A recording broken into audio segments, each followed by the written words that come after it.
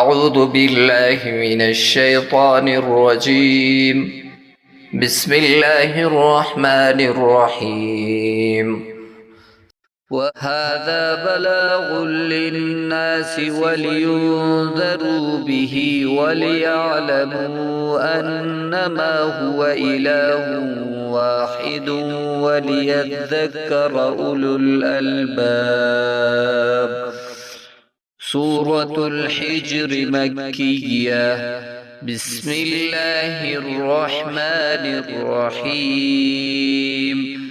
ألف لام را تلك آيات الكتاب وقرآن مبين. صدق الله العظيم. والسلام عليكم ورحمة الله وبركاته.